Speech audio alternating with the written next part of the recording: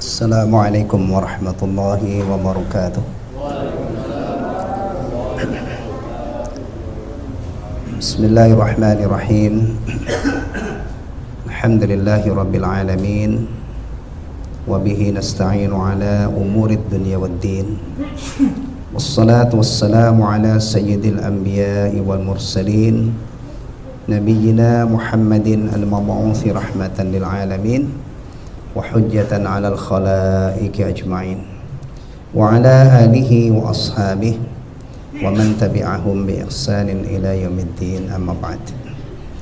Jemaah sekalian, ikhwatal iman rahimani wa rahimakumullah. Alhamdulillah kita dipertemukan kembali oleh Allah tabaraka wa taala di tempat yang sangat istimewa ini. Untuk malam ini dan pertemuan berikutnya, insyaallah kita manfaatkan untuk tadabbur ayat-ayat Shiyam. Mengingat ini sudah malam ini tanggal 13 Sya'ban ya. Berarti kurang lebih tinggal 17 hari kita menuju bulan Ramadan yang penuh berkah.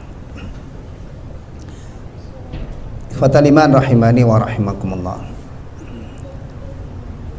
Kalau kita melihat bulan Ramadan berdasarkan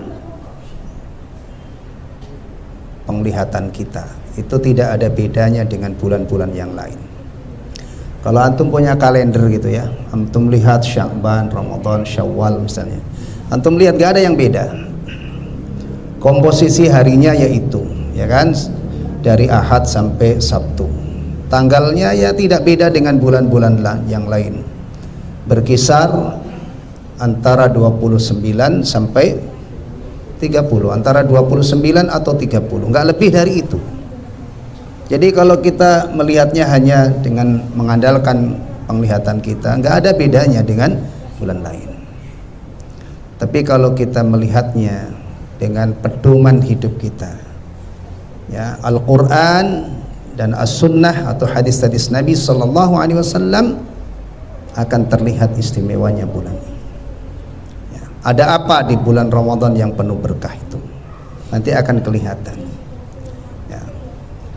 Mari kita biasakan melihat sesuatu itu dengan pedoman hidup kita. Maka fadilah, keutamaan atau keburukannya itu akan terlihat. Ya, akan terlihat.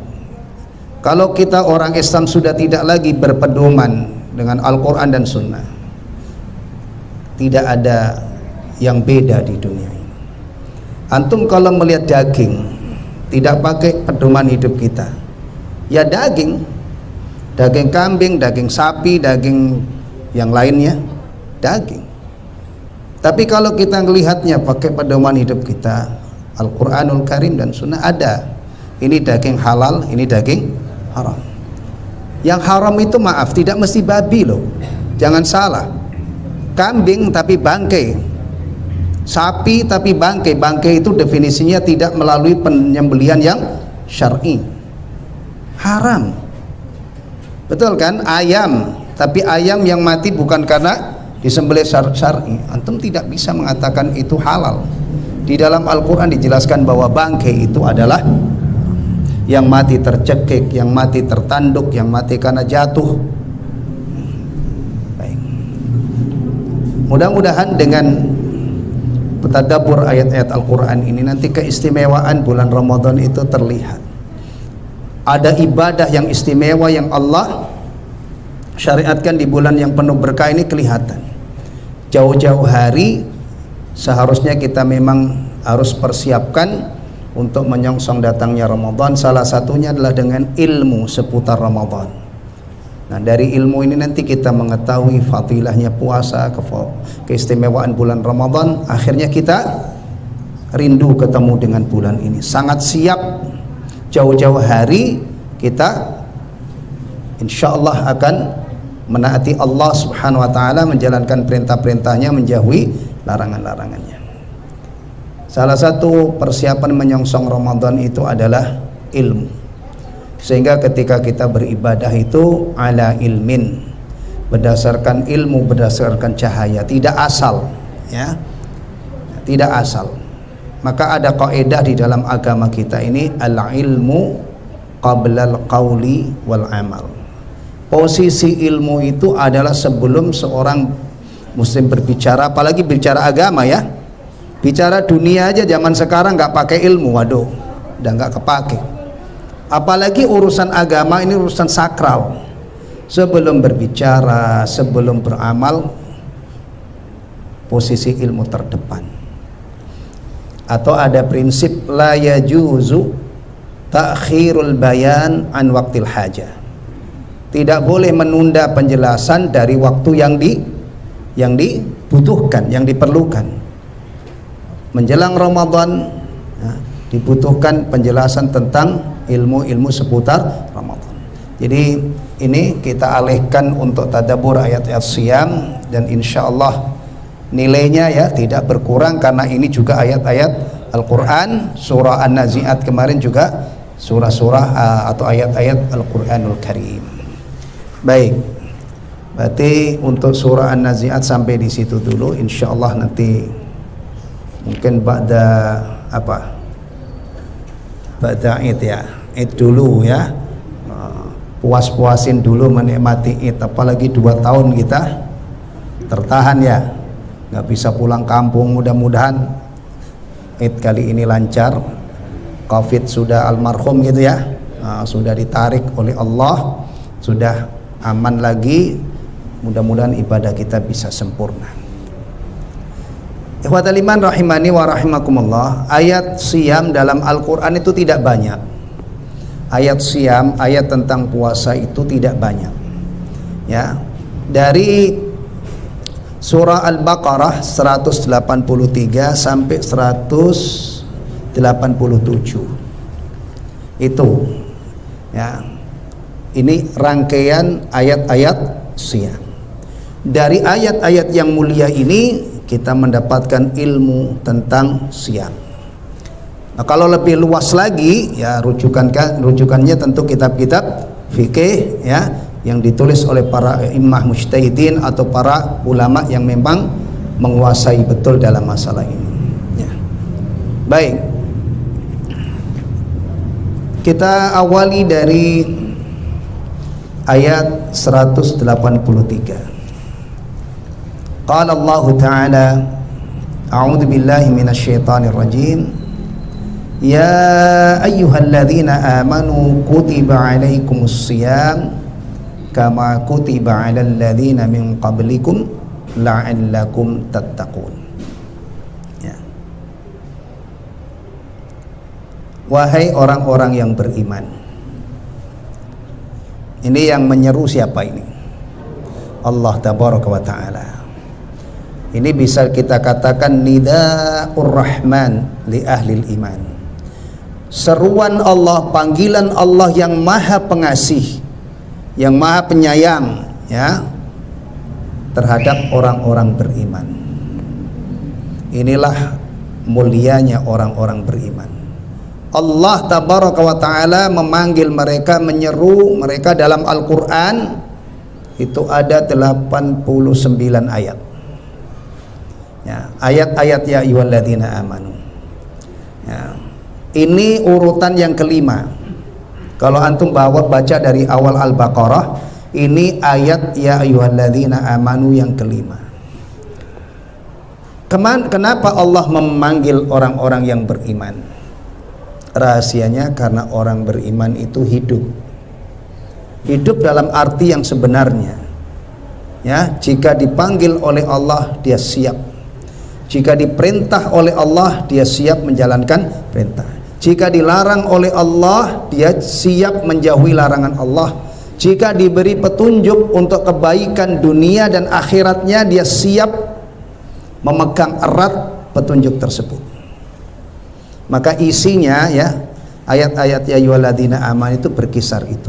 Kadang-kadang ada perintah yang Allah perintahkan, dan apa-apa yang Allah perintahkan itu pasti hal yang bagus, yang ketika ditaati oleh seorang hamba pasti mendatangkan maslahat. Yang dilarang oleh Allah Subhanahu wa Ta'ala itu pasti yang buruk-buruk, yang kalau dia terjang harus berani menanggung, harus siap menanggung resikonya. Maka hasil akhir orang taat kepada Allah, ya, taat kepada Allah, menjalankan perintah-perintahnya, menjauhi larangan-larangannya adalah sejahtera dunia dan akhirat. Makanya orang-orang yang berpegang teguh itu dijamin oleh Allah Subhanahu wa taala akan bahagia dunia dan akhirat. Tapi kalau yang tidak peduli Al-Qur'an, yang mencampakkan Al-Qur'an, kalau toh di dunianya ini kelihatannya bahagia, ya, satu saat dia pasti akan menderita. Sejak matinya sampai tidak ada batasnya. Na'udzubillah min dzalik. Nah, maka kalau kita ingin ngetes gitu ya, ngetes, saya ini pantas gak sih ngaku sebagai orang beriman? Salah satu tolak ukurnya gampang, ya. Kalau kita ini sudah benar-benar berusaha menjalankan perintah-perintah Allah, berusaha menjauhi larangan-larangan Allah, berarti kita telah berlatih menjadi orang beriman. Yang paling menonjol itu sholat 5 waktu. Makanya Rasulullah bersabda, kalau kamu melihat orang mundar-mandir ke masjid, ada hayya 'alas shalah, hayya 'alal falah ke masjid, fashhadu lahu bil iman, maka saksikan dia sebagai orang mukmin. Atau kalau hadis ini mungkin dipermasalahkan dari sisi kesahihannya, kita bisa rujuk Al-Mu'minun, surah Al-Mu'minun, qad aflahal mu'minun alladzina hum fi salatihim khashi'un, dan seterusnya. Jadi tolak ukur orang itu mukmin adalah yang paling menonjol, cirinya adalah muqimis shalah, karena ini ibadah harian, ya. Bahkan menjelang Ramadan ini, kalau ada seorang muslim yang tidak beres dalam urusan sholat 5 waktu, menyongsong Ramadan ini dia harus mencanangkan taubatan nasuha, dia perbaiki sholatnya. Jangan sampai masuk Ramadan ada kejadian orang puasa tapi tidak sholat. Ibadah harian diterlantarkan tapi ibadah tahunan ditekuni. Ini dari sisi manajemen ibadah sudah kacau, ya. Taib. Kutiba alaikumus siyam. Ini firman Allah selanjutnya setelah menyapa, memanggil hamba-hambanya yang beriman. Kutiba alaikumus siyam. Kalau kita lihat kata kutiba, kutiba ini fi'il mabni majhul namanya, ya. Kutiba asalnya kataba. Kutiba, kataba itu kadang-kadang maknanya menulis, ya. Tapi yang dimaksud di sini bukan menulis. Kutiba ay furido, diwajibkan. Asyamu, puasa, kutiba alaikum, diwajibkan atas kalian. Asyamu, puasa. Ini kalau fa'ilnya kita dohirkan menjadi begini: wahai orang-orang yang beriman, Allah wajibkan atas kamu puasa. Dah. Sekarang kalau sudah sampai sini, mari kita ingat-ingat ta'rif, definisi puasa. Puasa itu apa? Secara bahasa al-imsak, menahan. Termasuk menahan tidak bicara, itu namanya imsak. Allah berfirman tentang Maryam, inni nadartu lirrahmani sauma, saya bernadar, ya, untuk Allah yang maha pengasih, untuk tidak bicara. Sauma yang dimaksud di situ adalah al-imsak anil kalam, tidak bicara, ya. Nah, secara istilah kalau dikatakan diwajibkan puasa, itu apa maknanya? Tentu bukan dalam arti bahasa, ini sudah bergeser ke arti syar'i atau istilahan. Apa coba yang sudah, ini kan murojaah saja. Antum puasa sudah berapa tahun, Pak Yadi? Alhamdulillah, kalau saya dari kecil itu, dari sebelum balik sudah latihan puasa. Ya, alhamdulillah, saya bersyukur, ya. Saya dari sebelum balik itu sudah latihan puasa. Masya Allah, dulu itu kadang-kadang ya, kalau di kampung, kalau lagi musim kemarau itu sampai tidur di kolong bale, ngerti bale ya? Nah, disiram dulu di tanahnya, itu diademin, kemudian ada ini kita tidur. Saking apa namanya, sengsaranya kita puasa. Saya pernah mengalami begitu.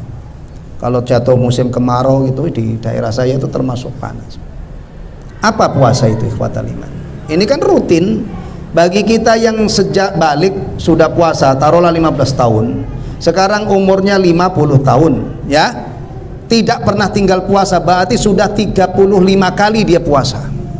Dia sudah menabung puasa 30 kali 35 ya. Kan kalau 50 dipotong 15 sebelum balik, mulai puasa tahun apa umur 15. Umurnya sekarang 50. Kan berarti 35 kan? Kalau umurnya 60 45. Nah, Masya Allah, 45 Ramadan dia puasa terus, berarti punya tabungan.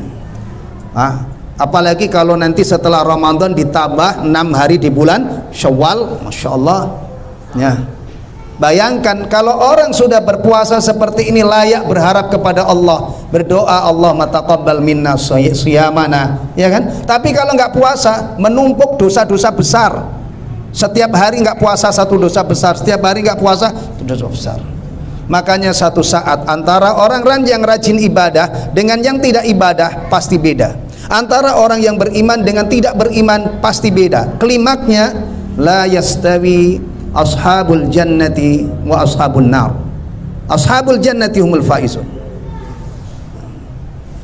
Itu maka hidup itu harus dikaitkan dengan akhirat. Kadang-kadang ada orang itu Masya Allah nggak pernah peduli sholat 5 waktu, nggak pernah puasa, Masya Allah ya, puluhan tahun dia menikmati ibadah itu, sementara yang lain alhamdulillah ya, tidak pernah tinggal sholat, tidak pernah tinggal sholat ba'diyah qabliyah, tidak pernah tinggal zikir ba'da shalah.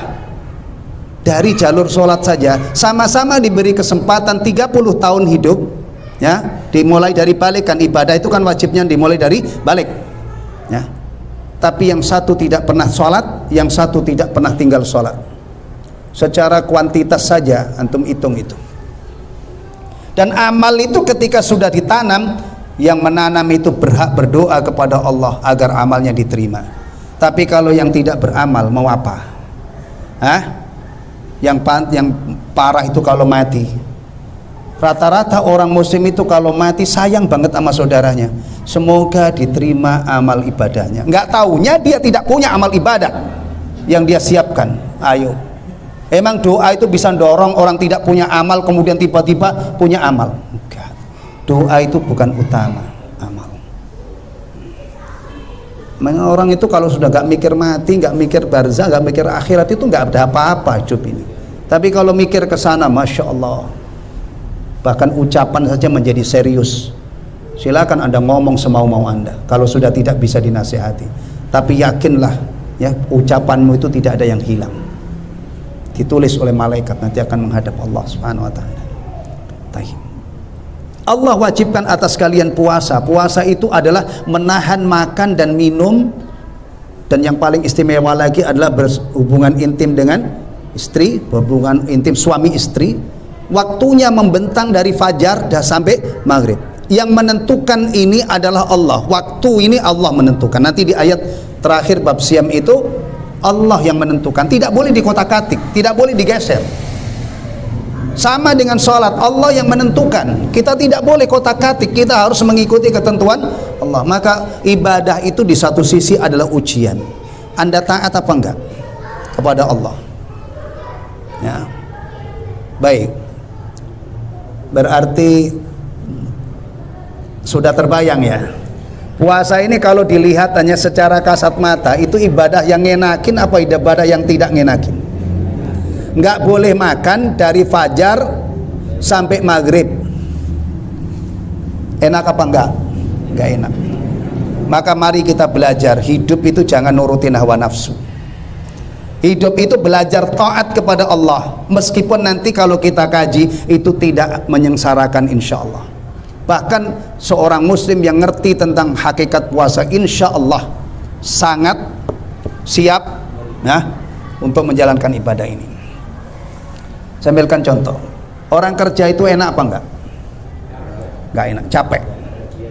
Apalagi kerja rumahnya di Rawalumbu atau di mana, di Bekasi, kerjanya ke Jakarta atau ke Cikarang. Masya Allah, macetnya luar biasa, capek. Kalau seandainya orang itu punya duit 7 turunan, nggak usah kerja, itu sudah punya duit cukup, mau kerja nggak antum? Nggak mau, nggak mau, capek kan? Tapi subhanallah, kadang-kadang ada orang tuh bersyukur, susah payah itu tidak dipikirin, karena di balik kerjaan itu setiap akhir bulan dapat gaji halalan thayyibah 10 juta, 15 juta. Kegedean atau kurang gede? Ya udahlah, sesuai kan. Bela-belain, nggak mikir ini dia mondar-mandir, kehujanan, kepanasan, kadang-kadang harus minum tolak angin ya. Wah, promosi tolak angin ya. Antum ini ya, biar nggak apa-apa ya. Atau yang lainnya lah, mau tolak angin atau antangin atau yang lain misalnya ya, dibela-belain, padahal sengsara, padahal kadang-kadang itu sampai kurang tidur, badannya yang kerentak. Tapi dia kalau puasa yang didapat itu tidak bisa dinilai dengan harta, tidak bisa dinilai dengan uang, dibebani oleh Allah ibadah yang ringan ya, tapi disediakan ganjaran yang besar. Makanya orang-orang yang faham ini, itu salafus soleh itu ada yang 6 bulan menjelang Ramadan itu sudah memohon kepada Allah agar diketemukan dengan bulan Ramadan. Ingin apa dia? Ingin main mercon, ingin main kembang api? Gak mungkin. Mereka ingin ibadah, puasa ya. Ada kebiasaan salafus soleh atau sebagian salafus soleh itu setahun itu dibagi 2. 6 bulan setelah Ramadan itu dimanfaatkan untuk berdoa, memohon kepada Allah agar amal-amal solehnya di Ramadan yang lalu itu, 6 bulan yang lalu, diterima oleh Allah. Sisanya 6 bulan menjelang Ramadan digunakan untuk memohon kepada Allah agar diberi kesempatan bertemu dengan Ramadan. Kita kadang-kadang tuh besok Ramadan nggak tahu, nggak ngeh banyak. Kalau ini kan 17 hari kita sudah tadabbur ayat siam. Mudah-mudahan setidak-tidaknya dari setat ini kita sudah menyisipkan doa, ya Allah sampaikan kami ke bulan Ramadan. Jangan berdoa untuk dirinya sendiri, doakan untuk kaum muslimin. Ya Allah, angkatlah bala wabah Covid ini sehingga kami bisa ibadah yang sebaik-baiknya. Taib. Jadi kalau kita merujuk kepada definisi itu, kita harus menahan nafsu yang paling manja, nafsu perut dan nafsu kemaluan. Waktunya dari fajar sampai maghrib ya. Setelah maghrib udah bebas. Masa iya sih antum gak sabar menahan ini, padahal sebelum mulai itu sudah sahur gitu kan, sampai maghrib ya. Tetap ada masyaqqah, tapi masih dalam kekuatan kita untuk menghadapinya insya Allah ya kan. Kecuali kalau sakit musafir nggak boleh. Kalau sudah malam begini ini halal. Tapi rata-rata orang beriman itu tidak menghabiskan malamnya untuk pesta es, pesta kolak, pesta ini. Makan secukupnya, nanti sholat maghrib, sholat isya, sholat tarawih. Bahkan nanti kalau 10 terakhir itu ada yang siap meninggalkan rumahnya, mereka i'tikaf di masjid. Masya Allah. Segitunya bandingkan ada orang itu kadang-kadang muslim ya, nggak sholat, nggak puasa gitu kan, nggak semuanya. Sementara saudara-saudaranya berjuang habis-habisan musabaqah dalam berbagai macam cabang kebaikan. Berarti ada resiko lapar nggak? Ada ya. Ada resiko haus nggak? Ya ada menahan kepingin apa nih? Hubungan intim, apalagi pengantin baru ya. Yang pengantin tua puluhan tahun aja kadang-kadang masih aktif, masya Allah ya, nggak apa-apa, halal ya. Tapi kalau puasa itu harus sabar gitu kan. Nah, meninggalkan makan dan minum karena Allah, inilah hebatnya orang yang berpuasa, itu halal loh. Jadi kita ini di bulan Ramadan diuji oleh Allah dengan dilarang untuk menikmati halal yang halal karena belum waktunya. Sebelum subuh silakan, ba'da maghrib silakan, tapi saat antara fajar sampai maghrib jangan. Ini kan orang hebat. Kalau hari-hari biasa itu ya yang kita tinggalkan itu umumnya yang haram, kalau bisa juga yang makruh. Tapi saat Ramadan yang halal karena Allah. Maka derajat orang yang berpuasa itu masya Allah mulia banget di sisi Allah Subhanahu Wa Taala. Makanya ibadah ini dijadikan madrasah untuk menggembleng hamba-hamba Allah agar la'allakum, nanti ada di akhir ayat ini, la'allakum tattaqun. Taib. Ya. Insyaallah ikhwatal iman, kalau kita dalami ini ya, ayat ini kita tadabburi, kesan puasa itu memberatkan ya, puasa itu menyengsarakan, hilang insyaallah. Meskipun kita sepakat puasa itu memang menuntut kesabaran, kadang-kadang menahan lapar, menahan haus, tapi yang diwajibkan oleh Allah adalah orang yang sanggup melakukan itu. Ya, yang tidak sanggup tidak. Ya.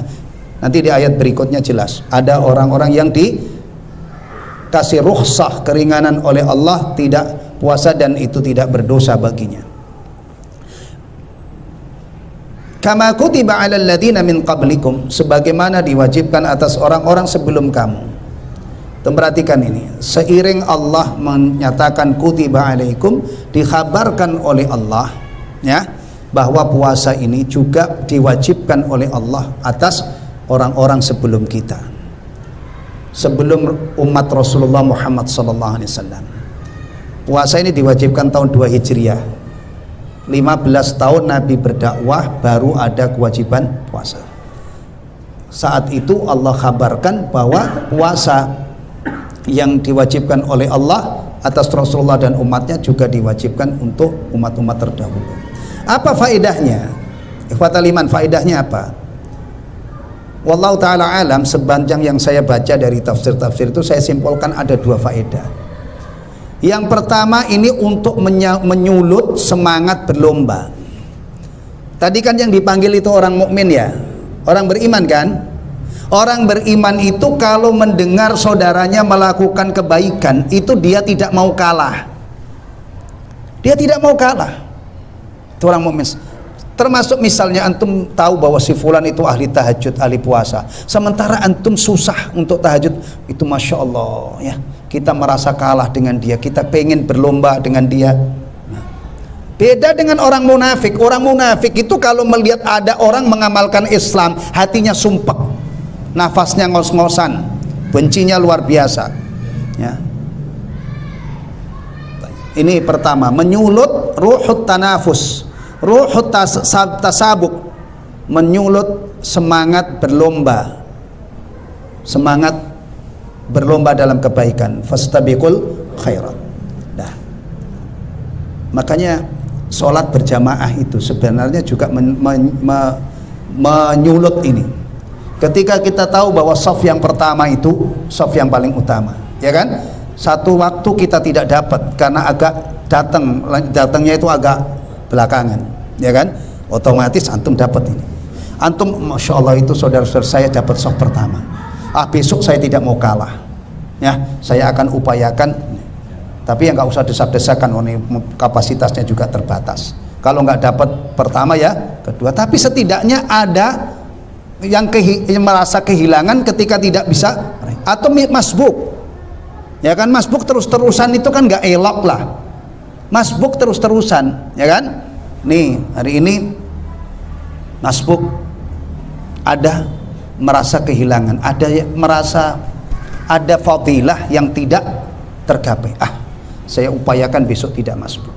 Roh seperti ini, semangat seperti ini harusnya tumbuh. Setidaknya kalau kita belum bisa bersaing dengan orang-orang soleh, kita mencintai orang-orang soleh karena Allah, karena kita merasa ketinggalan dengan mereka. Tapi kalau melihat ada orang melakukan ibadah dia tidak suka, padahal dia mau kapan dia jadi ahli ibadah.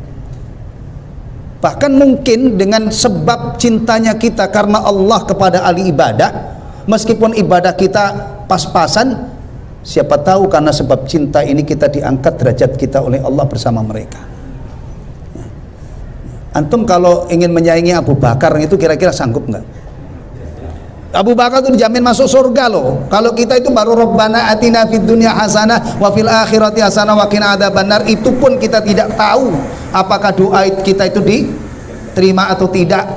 Kita baru istighfar atau baru minta Allahumma inna nas'alukal jannata wa na'udzubika minan nar. Allahumma inna nas'alukal jannata wa na'udzubika minan nar. Allahumma inna nas'alukal jannata wa na'udzubika minan nar. Kita merengek-rengek kepada Allah. Tapi Abu Bakar As-Siddiq radhiyallahu an, Umar bin Al-Khattab radhiyallahu an, Utsman bin Affan radhiyallahu an, Ali bin Abi Thalib radhiyallahu an, Khulafaur Rasyidun itu minal mubasysyirina bil jannah, dijamin masuk surga.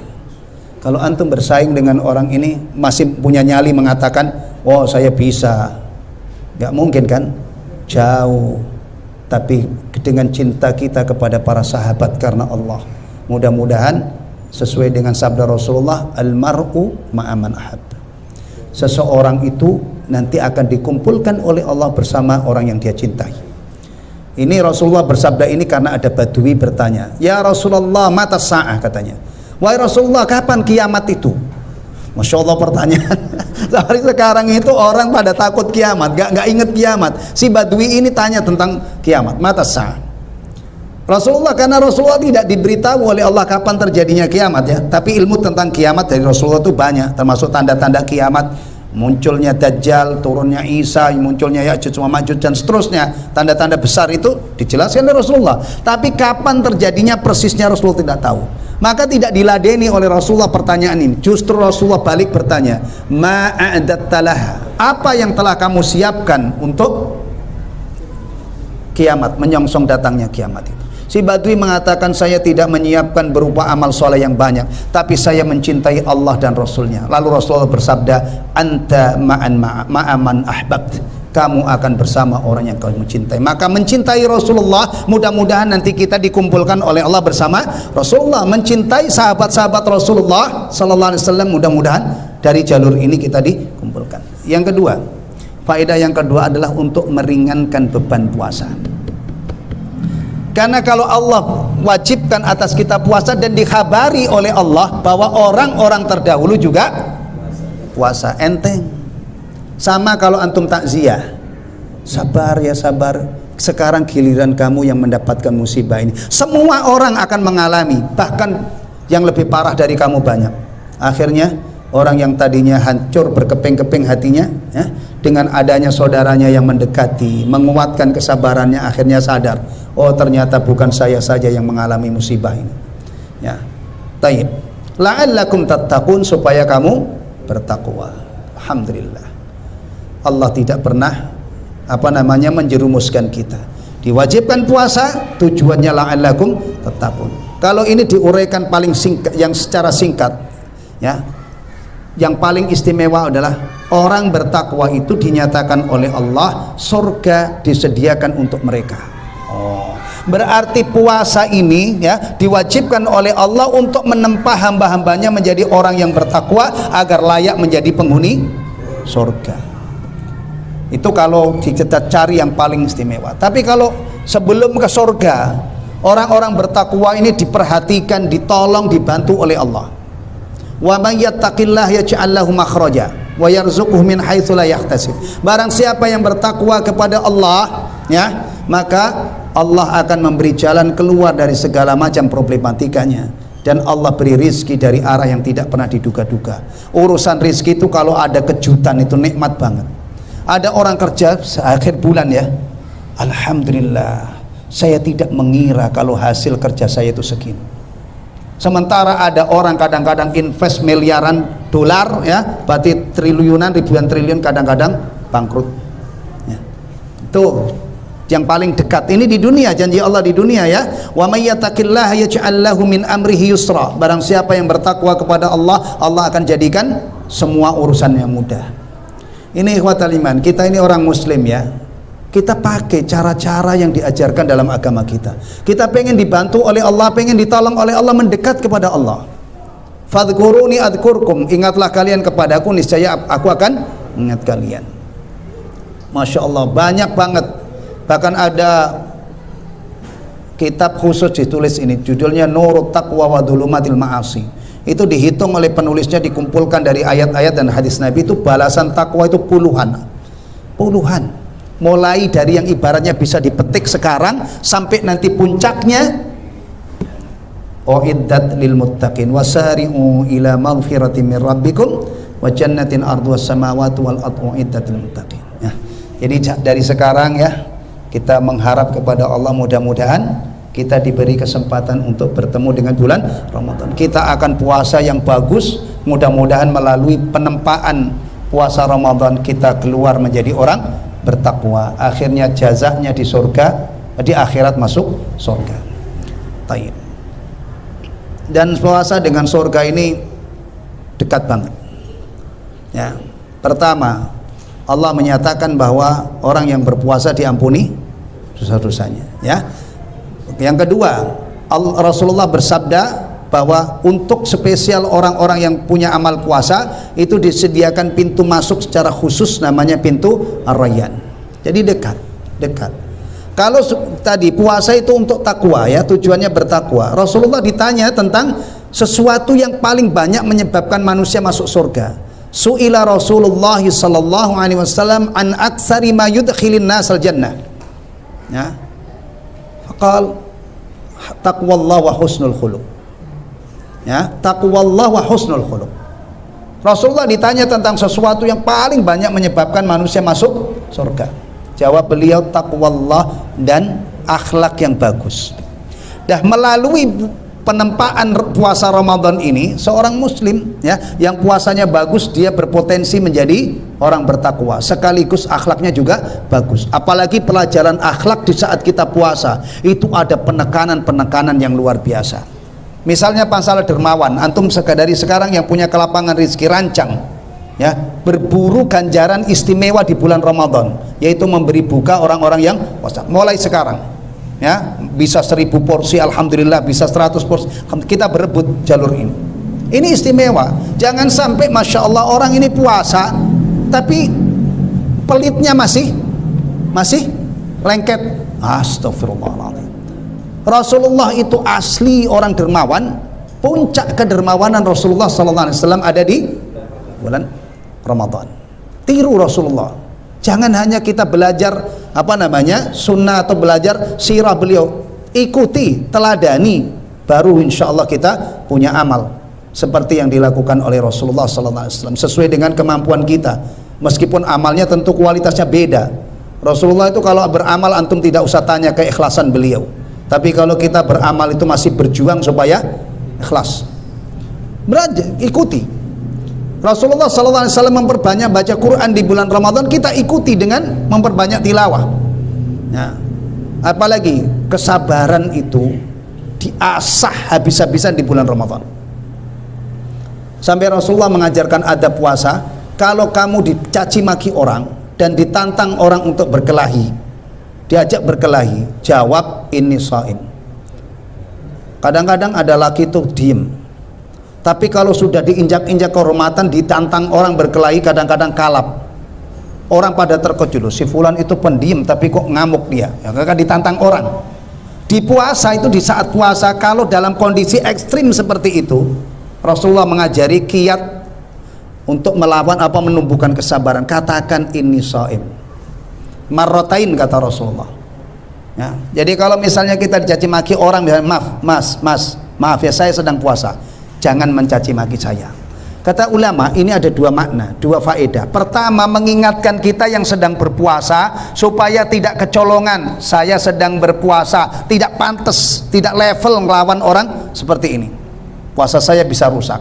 Yang kedua, untuk orang yang mencaci maki atau yang ngajak berantem tadi, supaya dia barangkali dengan dikasih tahu begitu, dia menghormati orang puasa, akhirnya urung niatnya.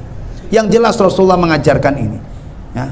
Kalau dalam kondisi begini aja kita diperintah untuk bersabar, apalagi yang hal-hal yang lain. Berarti kesabaran itu diasah. Bahkan para ulama menyebutkan 3 macam kesabaran sekaligus bisa diasah di waktu puasa, ya. Dan sifat orang bertakwa itu salah satunya sabar. Wal kadhiminal ghaidha wal 'afina 'anil nas wallahu yuhibbul muhsinin. Jadi memang masya Allah puasa ini dekat banget dengan surga. Taqwallah wa husnul khuluq. Taqwallah sudah dijelaskan oleh Allah, la'allakum tattaqun, tapi kita perlu siasat bagaimana puasa membuahkan takwa. Nah, ini kadang-kadang orang puasanya cuman meninggalkan makan dan minum. Kira-kira puasa yang seperti ini bisa nggak menjadi sarana efektif untuk menggembleng orang bertakwa? Maka mari kita usahakan sedapat mungkin, kita bulatkan tekad kita dari sekarang. Masuk Ramadan jangan dibikin biasa hidup kita ini. Sholat jangan biasa, pastikan kita berusaha keras. Biasanya sholat yang sering ada masalah itu sholat apa? Subuh, ya, subuh. sering kesiangan. Insya Allah kalau kita punya tekad kuat ingin memperbaiki kekurangan kita di sholat subuh, Ramadan itu momentum yang paling istimewa. Caranya apa? Ikuti sunnah Nabi. Jangan antum sahur jam 2, jangan sahur jam 3, nanti antum kenyang tidur bangunnya bisa jam 8 ya. Akhirkan sahur. Sunnah Nabi itu mengajarkan mengakhirkan sahur sampai menjelang, tapi juga jangan kebablasan masuk subuh.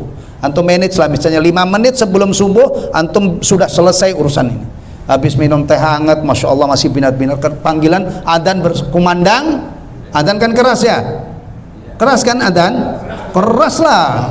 Dulu itu Rasulullah milih Bilal untuk adzan, kenapa? Karena Bilal suaranya paling keras.